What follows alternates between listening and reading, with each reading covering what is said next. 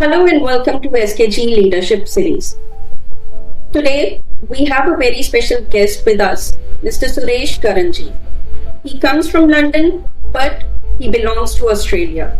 He's done a very niche qualification here in Australia, that is Diploma of Project Controls, under Project Controls Institute, which is a registered training organization here in Australia. So let's welcome together Mr. Suresh and let's hear how his journey has been in the accreditation of the course. Welcome, Suresh. Thank you very much, Khushbu. Thank you for opportunities, first of all, and thank you for the warm welcome. As Khushbu mentioned, I'm from London, based in London, but at the moment I'm in Australia start the process of the new recruitment in line for our January intake for Diploma of Project Controls qualification, which is ASQA approved qualifications, first qualifications in Australia, approved by ASQA in a diploma as a form of Diploma of Project Controls.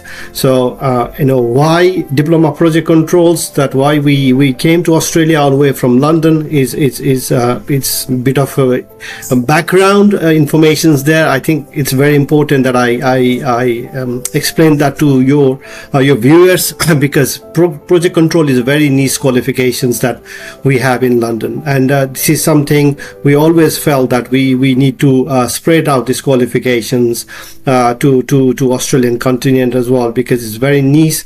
It sits within the project control project management qualification as well, but it's a very central integrated part of the project management, but it looks after the main element within the project management. For example, if we say our body is a full project, heart is probably the project control part of that body, because it pumps the heart pumps the blood, i.e. oxygens, to all the element of our body to make sure that our organs, all the projects are running smoothly. Project control is the heart of the projects. Yeah. And it's also falls under the engineering stream as well. Project management falls under the business management stream, but project control, because it's a highly technical qualifications, it sits in the project control, sits in the engineering stream as well. So that's why the value of the project control qualifications is better. I'm not saying project management is not better, but it sits in the engineering, so a lot of attractions to it. Now the big question is, why in Australia? Yeah. So we really wanted to give this to Australia, because we had clients who work with us very closely in London, and they have asked us to numerous times that we need some qualifications like this in Australia, because there's a huge skills gap as a project controller, as a planner, as an estimator, and then we've been working with our local partners here, and with help of a lot of local partners that we have here in Australia, in Melbourne, that we were able to put the proposal together, and then we were able to put the qualification together, and we were able to submit to ASQA, and we got it approved finally. It was a very good experience for us as well, as coming from London. The standard education standard here in Australia is very good rigor. It's experience for us to learn a lot of new things in diploma while we were developing the diploma qualifications, and it's a very good experience, I would say, and then a lot of things to take in, and the involvement with the local authority, local partners, ASQA, while we are developing these qualifications, was I think is a very good experience for us. Yeah. And lastly, now that diploma qualification is on the market, we are the one RTO who are delivering the qualifications, and we also have a first cohort actually completed that course, and we had a small graduation ceremony in MCG last week while during the Project Control Expo, which I'm extremely proud of, because when you build something, and then when actually that course is actually benefiting for the young people, and gives them the right skills which they can demonstrate and have their career started, is very, very good feeling for me. Actually, I was very emotional during that graduation ceremony. I couldn't even speak, because it was very close to my heart, the Diploma of Project Control. But yeah, it's good. We are heading into right directions. We have a small number of cohort, but as we are growing slowly, we are learning a lot of things as well, rather than bigger growth. We wanted to have a manageable growth, focus on quality, deliver the right qualifications to the Australian people, and then make it bigger. So that's my journey so far. Perfect. Thank you so much for that, Suresh. We'll get into a little bit of more detailed questions just for the interest of our listeners. If you could tell us who your target cohort is, like who are the core people who would want to do project controls. And I know you've explained that project controls is like the heart, and that's a very good expression there, that it's the heart of any project. But for someone who's not aware of, the whole chain, if you can break it down a little bit for those listeners, what exactly is project control? And why did you think there was a need to, when it is already embedded in a Diploma of Project Management, what was the need to focus on that niche and separate it as a full qualification? Why was that needed? Where did the need arise from?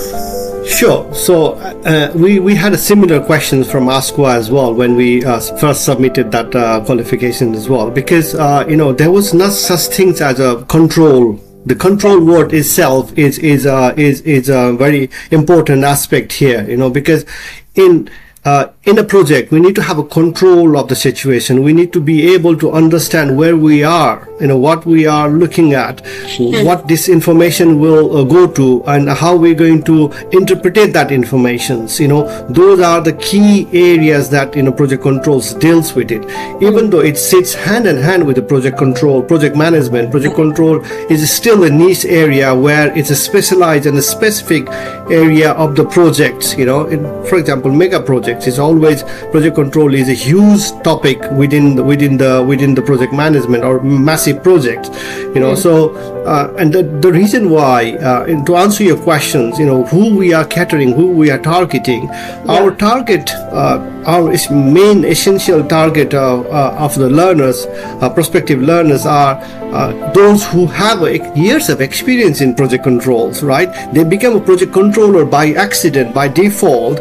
They have engineering background, they have a project manager background, they went to the planning department and start working on a planning or scheduling or cost. Then over the years, they become a by default project control. But unfortunately, they don't have any formal qualifications to prove that they have this. And that's the whole idea, where we develop this qualification, so that for those individuals who has years of experience but no formal qualifications, they can come to us and have these qualifications, and that's the validations from our side and Australian government, i.e. ASQA, to say that, hey guys, look, now your experience is there.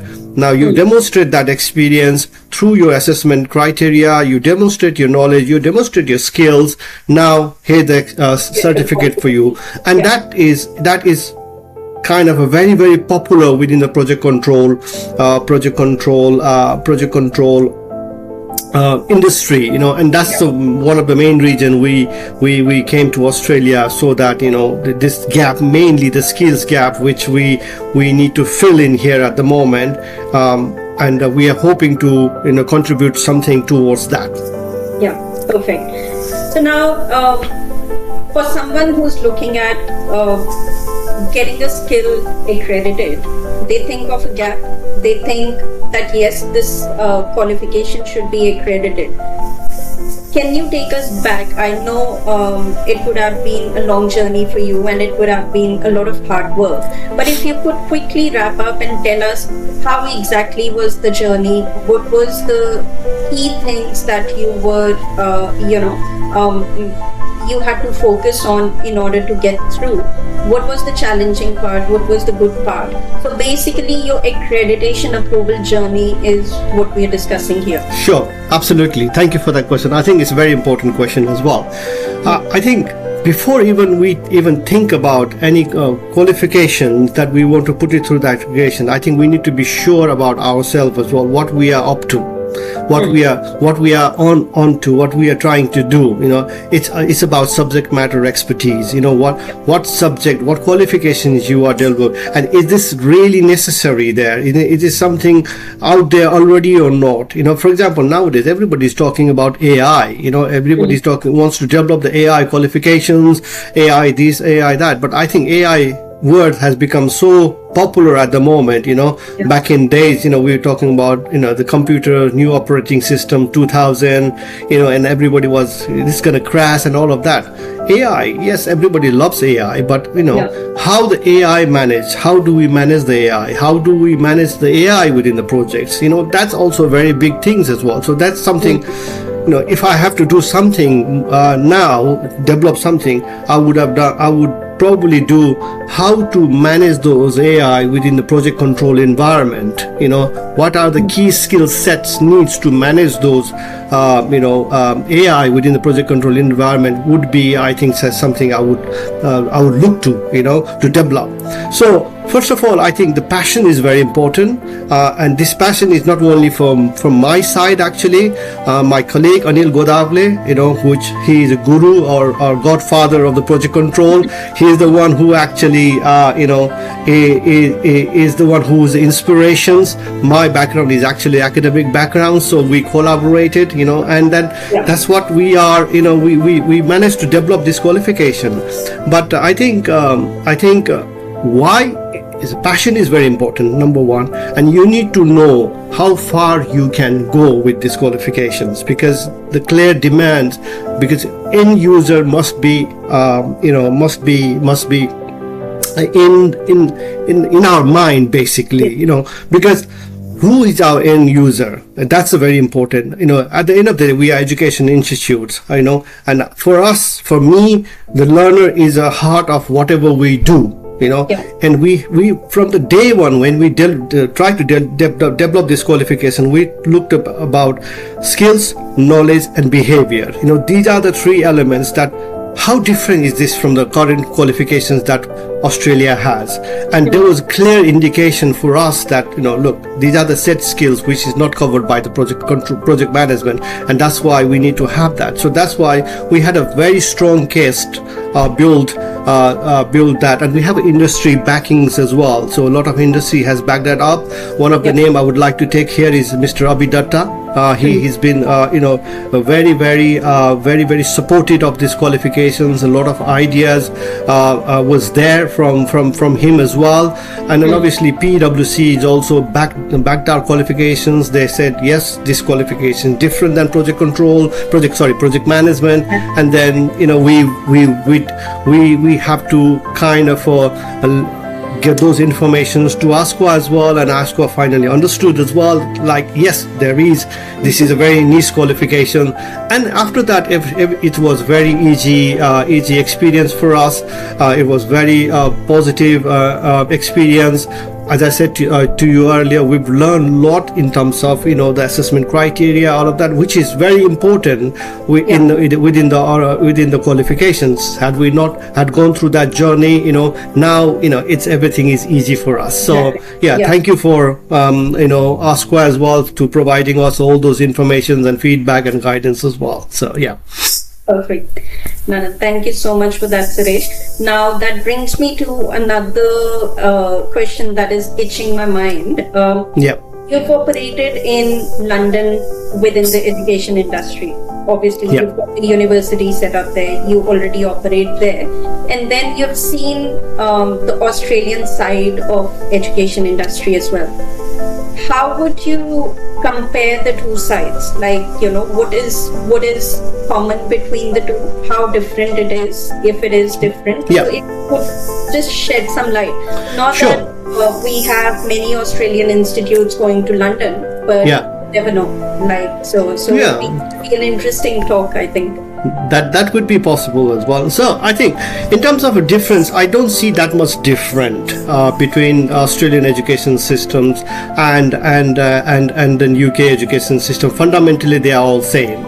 I think there are some tweaks here in Australian systems to suit the law of land, to suit our the Australian day-to-day life, and the mindset, and then an industry need. We call vocational qualifications here also. Vocational qualifications falls under TEF. We have a university degree. They have credit systems. We have the same credit systems.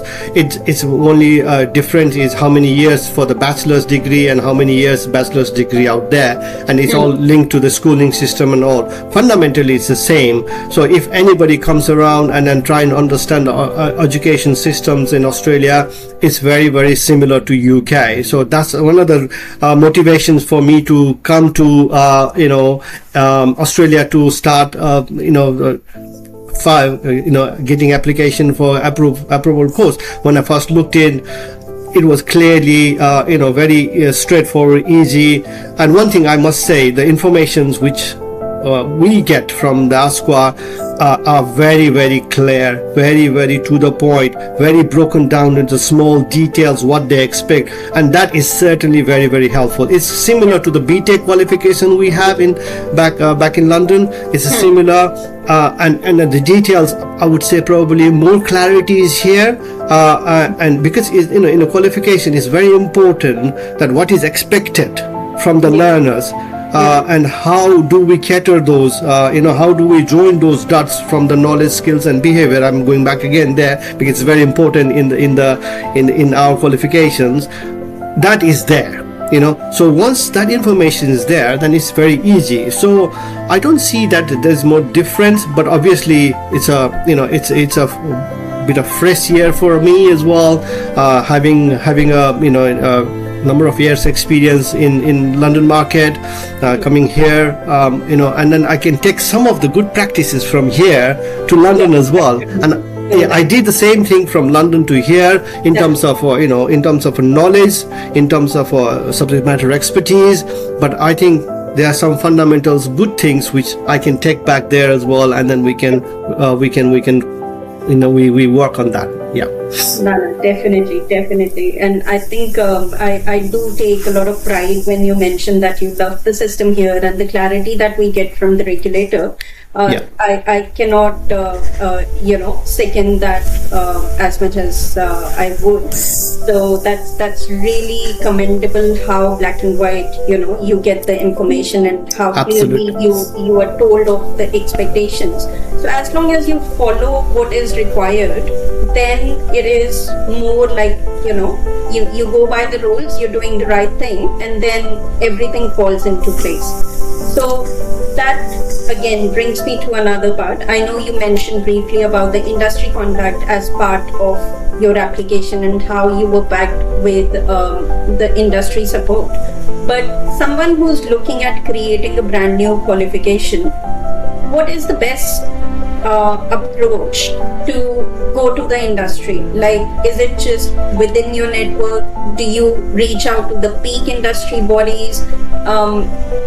What is the ideal approach to create a qualification from scratch is what I'm trying to understand here. Yeah, sure. So I think my answer to that, having done that and with the experience of getting appropriate qualification, I think one has to, as I said, whoever the organizations, institute or the individual, whoever is looking to develop this qualification, they need to understand at the grassroots level.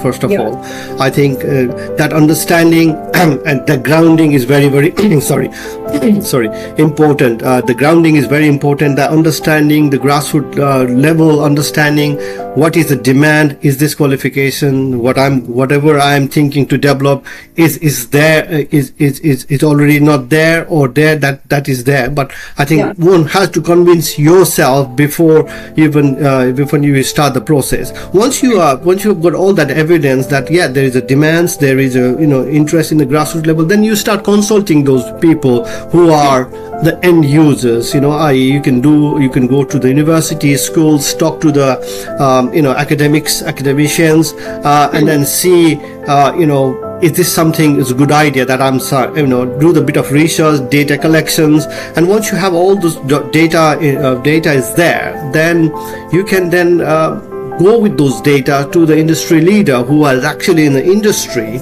and then have a discussion with them. Look, this is my finding, this is what I'm proposing.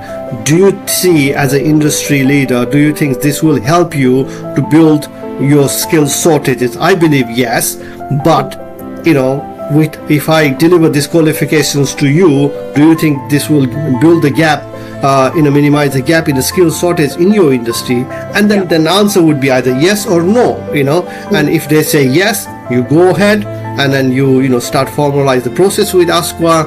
If not, then you just do a bit of more research, do the fine tuning with those qualifications, whatever you're proposing, and then go back again. Yeah.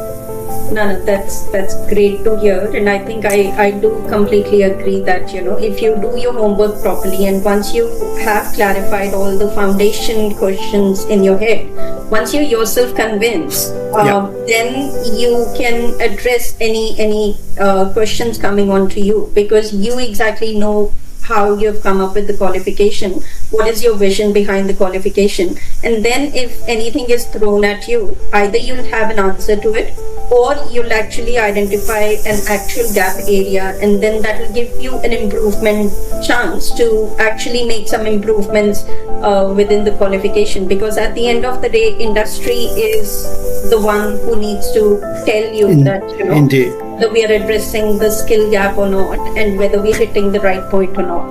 So absolutely, that definitely stays. Coming to the compliance side, how was your compliance experience overall with ASQA? Because creating the course, submitting the course is one part of it, but as we sometimes say, the compliance language is a little bit different. You have something in your head. From industry point of view, you're very clear on it, but then when it comes to document, putting into performance criterias and all of that, how was your overall experience in going through that process? I think my one word answer to that would be the gold standard, because information was already there, what is expected by ASQA, okay, and how those informations was needed, it was already there, the clarity was there, and then we submitted all the informations to ASQA while we were in the process, and then obviously there will be counter questions, and there will be all of that supporting documents and everything, because it's completely new qualifications, new industry, so that is pretty normal. But once we submitted everything to ASQA, I think the process is very swift, very easy to understand. But the levelness, and this is what I want to emphasize, the levelness, the details of the scrutiny of making sure that this qualification is going to be the best within the industry, the levelness, even though I recognize the ASQA auditor, they are not project controllers, right? But the level of details they went, and that they give us a feedback within the assessment criteria and assessment need, is mind-boggling. It's amazing, and that's why I said it's a gold standard. So if ASQA provide, I'm not advocating for ASQA here, but that is I'm just sharing my experience here. Yeah. If ASQA approves any qualification, that would be the gold standard. That is needs for the industry. Make sure that it gives something back to the learners, something back to the community, and something back to the industry. So it's a good experience. But yes, the level of details was quite amazing. Yeah, no, I do remember some of the nights when we had to go through the feedback and get back on the responses to ASQA. So, but one thing that stood out was it was very clear what the expectation was. 100%. And it came back to us in a very detailed manner that we've got these gaps and this is what we need to address. And when you have that sort of clarity, then it makes your life easier, because at least you know what the expectation is. And at the end of it, the final course document that we had, I think that was a spot on document that we could present to 100%. us. And I couldn't agree more that it was a very enlightening process, I would say. 100%. 100%. And then to that, I would also want to take opportunity here to thank you as well for your guidance and your leadership as well, because I think without your guidance, without your support, I think we would not be here today where we are, so thank you for you. Feelings are mutual, Suresh. Yeah. We love the partnership we have with the Yeah. whole group, not just limited to Project Control Institute now, because I love the vibe that you create every year when you come for the expo. So, because not every listener will be aware of it, if you want to briefly touch base on how and why do you conduct the Project Control Expo and a little bit of background on that side, just because we're talking about it. So it'd be nice for the listeners to know what sort of show you put up every Sure. year. And you literally gather the whole project control industry into that MCG stadium every year in November, and I completely love the event that you put together. Sure. So, thank you for the questions. I think Project Control Expo is heart of our heartbeat. What we do. It's actually started by my colleague Anil Godavule. Again, he's a godfather. If I say that in the right tone, he's a leader. He's a guru in the project control industry, and a lot of people knows him. He started this couple of years back in England, and since then we've been moving around up and down the globe. In Brazil, in Dubai, in Washington DC, and here in MCG as well. So it's for us, it's like coming back home every year, meeting with your families, and then check on them. Hey guys, how are you doing? What are the achievements you've done this year? What are the challenges that you have this year? How can we help you? How can we grow together as a family, as a project control or project management family? And this experience is very, very amazing, because we can see when we hug our colleagues or families in Expo, we can feel that warmth, the vibe, the vibrations within that event is just amazing. And every year it's growing rapidly, and everywhere more and more industry are linking with us, so that it's all about networking. It's because at the end of the day we are people, right? We have all the AI tools. Yes, we have a lot of computers, tools, software and everything. At the end of the day, we need to share some experience. We need to share our feelings. And Project Control Expo exactly provide that, so that, it reminds for everybody that we need a hug, we need a handshake, we need the feeling, and we need to share our stories. And and not only for the individual or professional who are already in the industry, it's also for education purposes as well. So we support a lot of young people. We encourage a lot of young peoples who are still yet to decide which career path they want to choose, and we provide a lot of platform for those young peoples.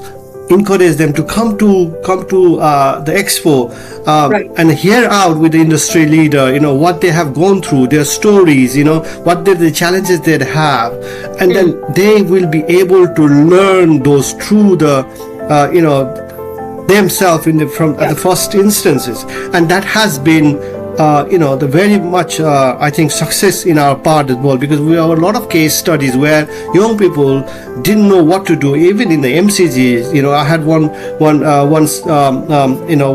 lady who was just starting her career in a university back in 2017, and then I've suggested her, why don't you, she was in hospitality business, and I said course, and then why don't you do the project management, and then I explained her what project management is, what project control is. Since then she changed her course, she's done it, she's now graduated, working for Project Management Institute. It's a fantastic news. At least one box ticks for me, because at the end of the day, it's giving back to the community, making sure that not only we as an industry grows, but we also take care, build the new workforce for this industry as well. And Project Control Expo is all about that. No, perfect. I completely, as I said, I completely love the vibe that you create there, because it's almost like, each and every person from the industry, especially from the project controls industry, is present there in the expo, which is what I love about the expo. So, Suresh, just again for our listeners, because not everyone's aware, what would be the best way for them to be a part of the expo if they wish to be? What sort of industries can be a part of it? And because most of our listeners are either from education industry or will have more wider reaching audience as well. But if we talk about the education industry, do you think they will have something to take away from Expo? And if yes, what would be the best way for them to connect and be a part of it? Absolutely. I think yes, it is essentially the core takeaway is a project control. But within the project control, we have a leadership, we have a management, we have a time management, we have a cost management. These are all fundamentals for every industry. And we talk about that. And we talk about you will have a lot of presentations within our expo hub. And there are prominent industry leaders. We have a networking event, we have a presentations, and all they talk about is all this experience. Their experience, about time management, cost management, how do we manage the stakeholding management, and you have that in every organization, regardless of what nature of the organization is. So definitely, education industry would also benefit hugely from the Project Control Expo. And then the best option, the way to connect with us is just to search in Google Project Control Expo Melbourne, and then it will take you to the right page. You register yourself. There's a different level of ticket there. We have a very subsidized ticket for the young people, where they can they can get those tickets for the students, I would say, and then professional level of whatever the informations they need, and then they can register themselves. And if they want to talk about their own experience, and they can submit the paper as well, and that it will be filtered. There will be a process which our independent panel will go through that, and then if that's good paper, then it will get approved, and you will have opportunities to share your experience or share your knowledge within the whole stage, where this information will then be again put it in our Project Control TV, where it's years and years of presentations, experience, knowledges are collated there. It's a Project Control TV where the learners, everyone can go and then log in and then check it. So yeah. Perfect. Nana, that sounds really good. And I think that brings us to the end of our podcast. I personally would want to thank you so much that you've taken out time during your visit. I know you've got appointments lined up left, right, center. But thank you so much. And we always love to welcome you to Melbourne. But we just hope to see you more often. But thank you so much for this. Thank you, Khushbu. Thank you for the opportunities as well. Thank you. Thank you. Bye now.